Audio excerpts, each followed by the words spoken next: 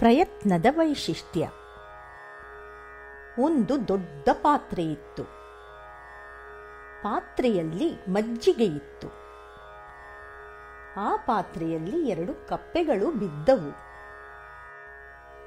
ಪಾತ್ರೆಯು ವಿಶಾಲವಾದದ್ದನ್ನು ನೋಡಿ ಒಂದು ಕಪ್ಪೆಯು, ಅಯ್ಯೋ, ಈ ಪಾತ್ರೆ ಎಷ್ಟು ದೊಡ್ಡದು, ಇದರಿಂದ ನಾನು ಹೇಗೆ ಹೊರಗೆ ಬರಲಿ ಎಂದು ಯೋಚಿಸಿತು.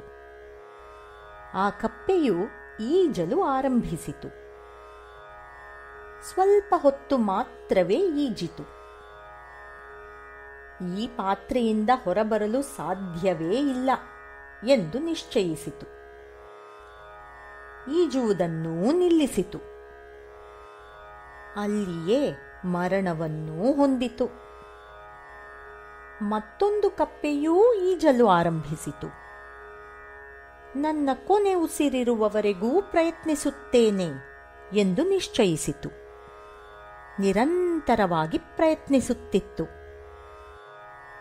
ಸ್ವಲ್ಪ ಹೊತ್ತಿನ ನಂತರ ಅದಕ್ಕೆ ಬಹಳ ಆಯಾಸವಾಯಿತು.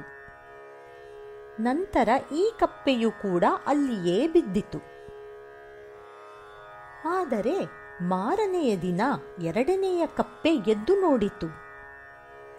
ಅದು ಮೇಲೆ ತೇಲುತ್ತಿತ್ತು. ಅದು ಹೇಗೆ ಸಾಧ್ಯ? ನಿರಂತರವಾಗಿ ಈಜುತ್ತಿದ್ದ ಕಾರಣ 2ನೆಯ ಕಪ್ಪೆಯು ಮಜ್ಜಿಗೆಯನ್ನು ಕಡೆದಿತ್ತು. ಅದರಿಂದ ಬೆಣ್ಣೆಯು ರೂಪುಗೊಂಡಿತ್ತು. ಬೆಣ್ಣೆಯು ತೇಲುತ್ತಿದ್ದ ಕಾರಣ ಅದರ ಮೇಲಿದ್ದ ಈ ಕಪ್ಪೆಯೂ ತೇಲುತ್ತಿತ್ತು. ನಿರಂತರ ಪ್ರಯತ್ನಿಸುವವರಿಗೆ ಗೆಲುವು ನಿಶ್ಚಿತ.